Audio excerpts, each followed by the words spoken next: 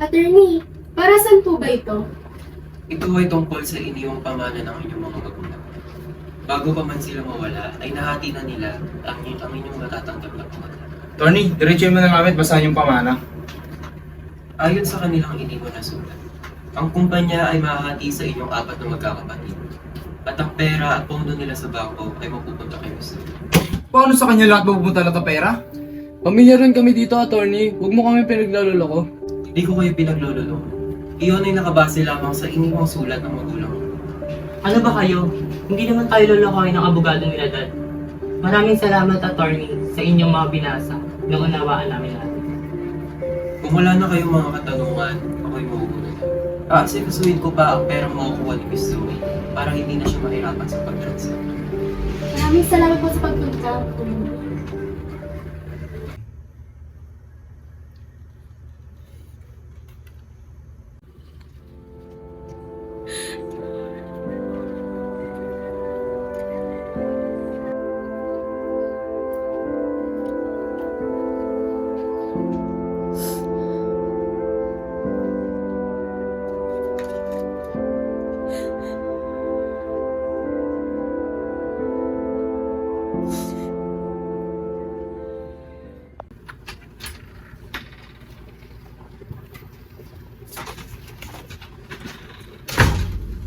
Kuya, I promise tomorrow, pag nakuha ko na ang pera, ibibigay ko agad sa inyo.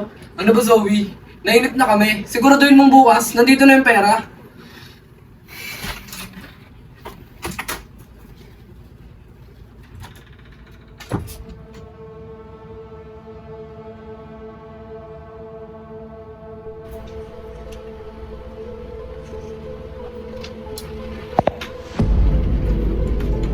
Tara na, tara.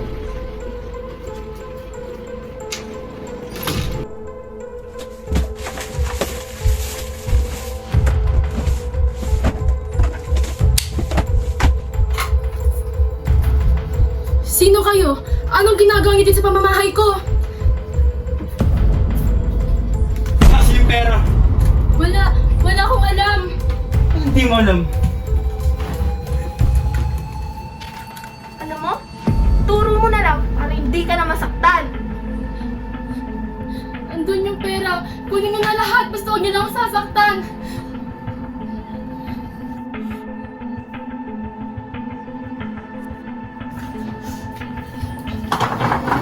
Gusto mo? Bilis!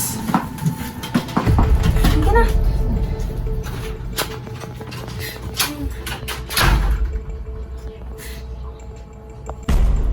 Oh. Sino yung masikip sa kalate? Total. Mas kailangan mo naman yun. Salamat, Jello ah. Sige, wala na ako. Hintay na ako ng nanay ko eh. Okay na.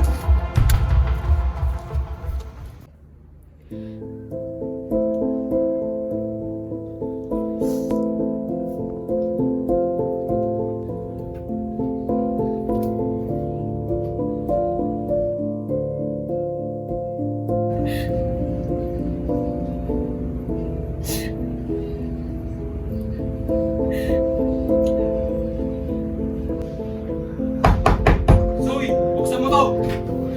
Kuya, Labas mo yung pera! kuya, nasasaktan Ilabas mo! ako. Ilabas mo na kasi pera! Kung ayaw mo masaktan, ilabas mo na yung pera. Tarantado ka. Oo nga, labas mo na kasi! Kuya, maniwala kayo. Niloban at ninakawan ng bahay ko kagabi. Magsitigil na kayo. Kuya, talaga bang maniniwala ka sa babaeng yan? Papaimbestigahan natin to. Tara na, umalis na tayo.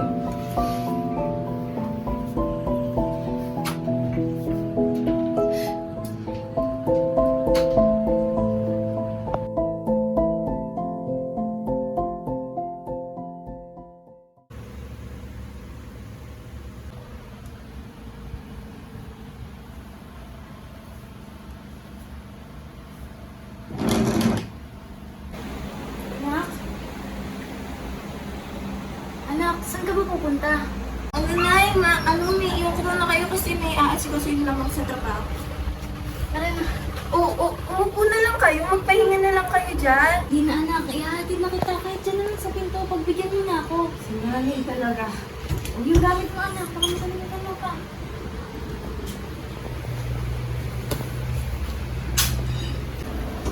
ka ha. Pagluluto kita ng paborito mong sinigang. Aasahan ko yan na ya. Oo naman anak. Alis na kami, mauna na ako, maliit pa ako. Ingat ka anak.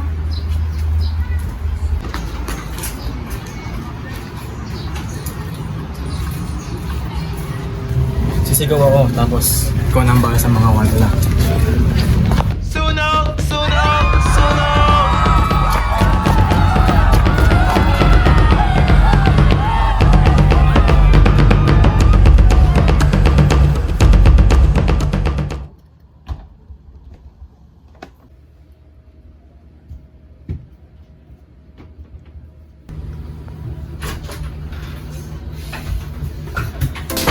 Ano na, Zoe? Hindi mo pa rin bibigay yung mga pera namin?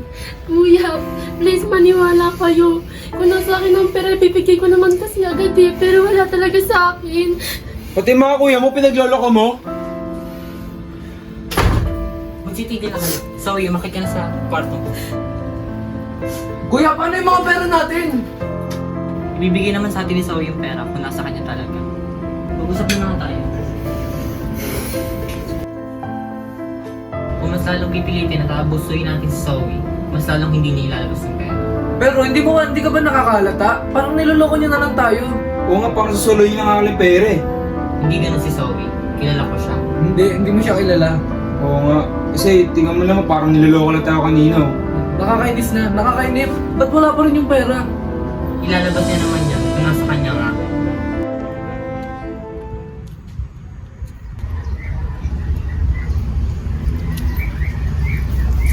Pwede. Miss, bago ka lang ba dito? Tignan mo ah. Ano ba? Pigilan niyo nga ako. Lumayo kayo sa akin. Yun yung mga gusto sa mga babae, yung mga pakipot. Tara, sama ka sa amin. Ano ba? Pigilan niyo ako. Yung aking hawakan. Ano ba? Pigilan niyo na ako. Kayo ang dalawa, tigilan niyo siya at magsilayas kayo dito. Alis! Tara na. Miss, ayos ka lang? Halika doon nga muna sa bahay namin. Doon ka magpalipas ng gabi, total, mas ligtas naman doon.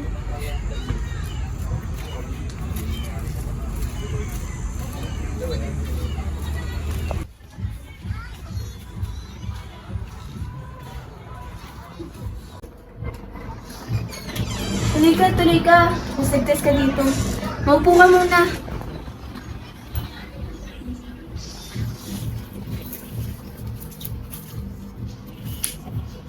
Oh, bakit makalat? Nasaan si nanay? Pasensya na ha.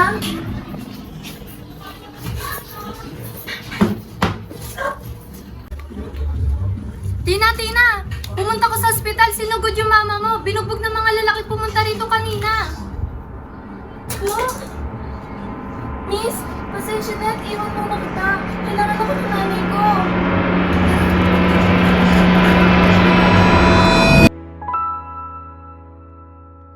Nakumpirma ng mga ninakawan natin ng bahay mo. Pinagtanggol ka ng nanay mo, kaya mas nagaat sila at nagbuk siya. Noon na lamang nawala ka na.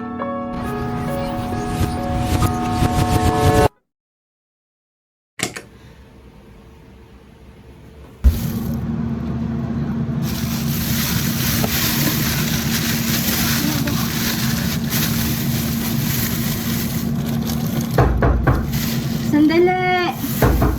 Sandali! Nandito na! Sino ba yan? Nandito na! Si Tina Lopez! Sino si Tina Lopez? Ilabas mo na si Tina! Tignan niyo ako!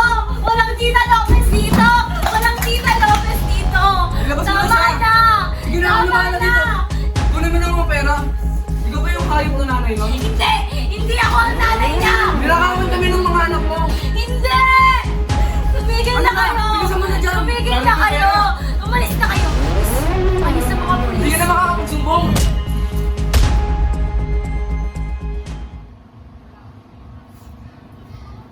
Gaganti ako. Pinatay nila ang nanay ko. Hindi sila pumatay sa nanay mo, Tina. Dahil sobrang pagmamahal ng nanay mo, handa ka niyang pagtanggol hanggang sa huling hininga niya. Ikaw ang pumatay sa nanay mo, Tina. Dahil sa maruming barya at pera, nawala ang inay ko.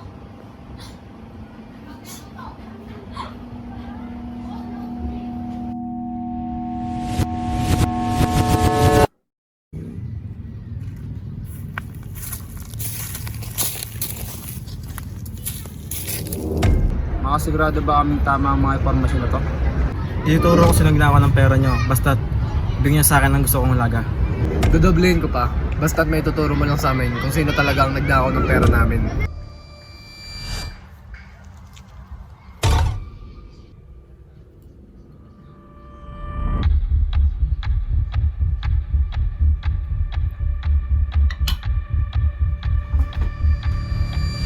Mahusay, Jello. Nagtagumpay tayo sa ating plano.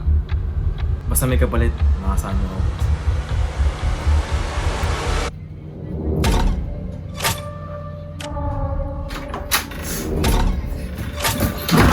Napakasama mo, kuya.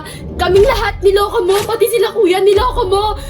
Bakit, Zoe? Baka nakakalimutan mo. Ako ang panganay dito, kaya kailangan mapunta lahat sa akin lahat ng kayamanan. Kasing dongis mo ang maraming barya, kuya. Sasabihin ko na, kuya, lahat ng panuloko mo. Masyado ka na madaming nalalaman, kaya kailangan mo na sumunod sa mga magulang natin. At pag nagawa ko yun, ako ang manatiling malinis. Jello, ikaw nang bahala dyan. Sige boss, ano ba dito? Bitawan mo ako! Kuya, napakasanganin ko. Sige lang ako.